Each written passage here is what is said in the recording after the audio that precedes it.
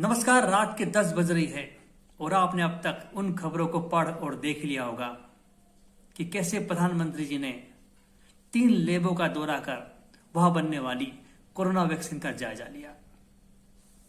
लेकिन क्या प्रधानमंत्री जी ने कोरोना वैक्सीन का ही जायजा लिया या सच कुछ और है? मैं जयजीत, खबरी व्यंग्यकार और नुक्ताचीनीकार बता रहा हूं एक अलग सच।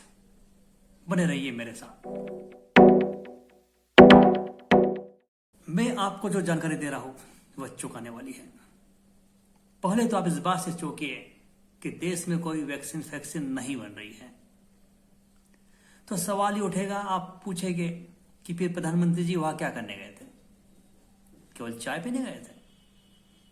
जी नहीं, चाय तो पी उन्होंने, लेकिन चाय की चुस्कियों के बीच उन्हें ऐसी जानकारी मिली जिसे सुनकर वे उछल पड़े।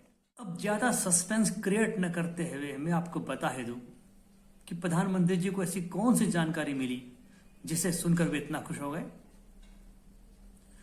प्रधानमंत्री जी आज पुणे के सीरम इंस्टीट्यूट ऑफ इंडिया भी गए थे। इस इंस्टीट्यूट के सीईओ जूनावाला ने बताया कि उनके यहां कोई वैक्सीन नहीं बन रही है, बल्कि उनके यहां एक अदद कोरोनी का विकास किया जा रहा है। जी हाँ, कोरोनी, सुंदर और सुशील कोरोनी का विकास। और इस कोरोनी के विकास के तीसरे चरण की टेस्टिंग चल रही है।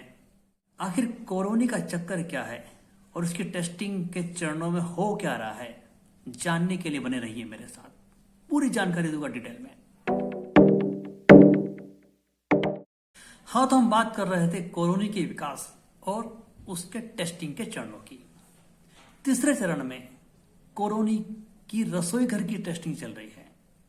इस चरण में इस बात का परीक्षण किया जा रहा है कि कोरोनी अपने होने वाले पति यानी कोरोना से कितनी खूबी के साथ बर्तन मंजवा सकती है और उससे चाय नाश्ता तैयार करवा सकती है। इससे पूर्व पहले चरण की टेस्टिंग में इस बात का परीक्षण किया गया था कि कोरोनी फोन पर कोरोना से मिमियाने की आवाज में मैं करवा सकती है नहीं।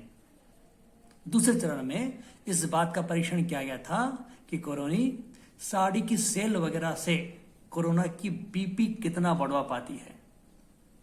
जैसा कि जूनावाला ने बताया कि अब तक के सारे परीक्षण और उसके नतीजे उत्साहवर्धक रहे हैं।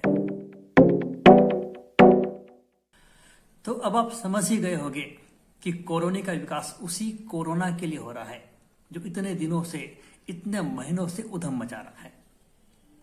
एक बार कोरोनी तैयार हुई और उसकी शादी कोरोना से हो गई तो फिर कोरोना ऐसे घर गृहस्थी के चक्कर में फंसेगा कि कोरोनी कहेगी उठ तो उठ, बैठ तो बैठ।